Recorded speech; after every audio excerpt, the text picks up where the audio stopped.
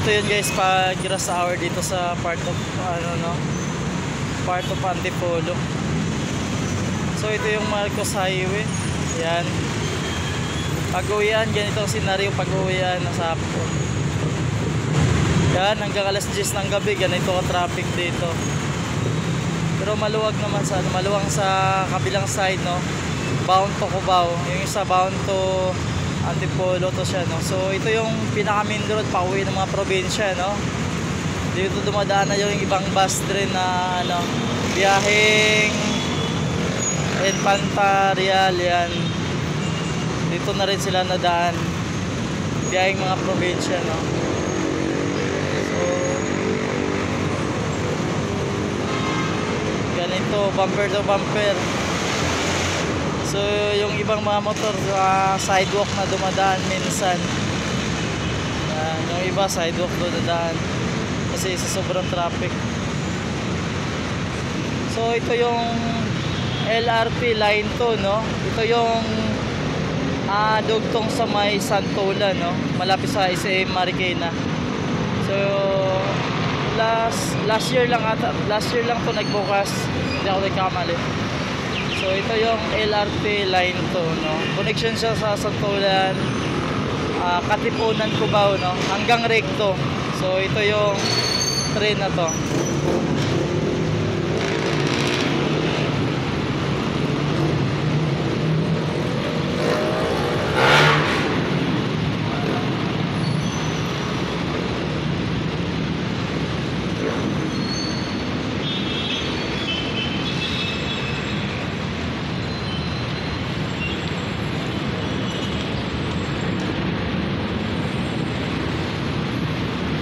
So ayan, ang haba nito hanggang hanggang Ayala, Pilis, no, doon sa bandang Ligaya sa Pasig City.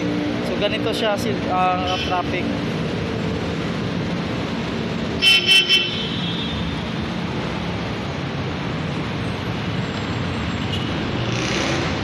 So yung mga motor sa sidewalk na dumadaan, daanan ng tao tsaka bike lane, ayan, sinasakop na ng motor kasi nga sa sobrang traffic.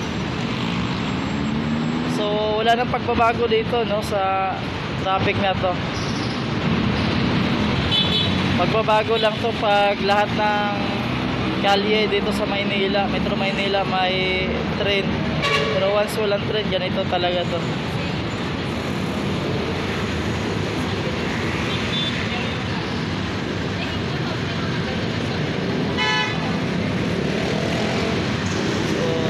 Yung SM Marikina.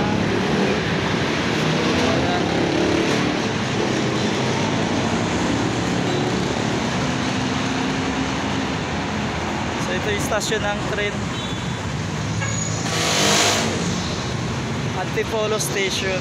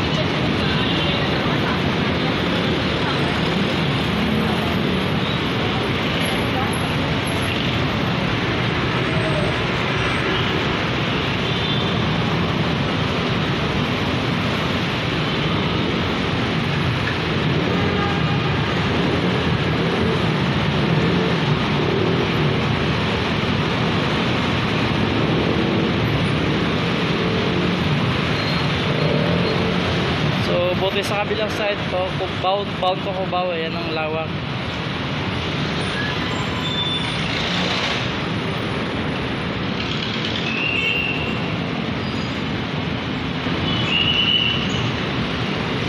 So ayan, bumper to bumper dito.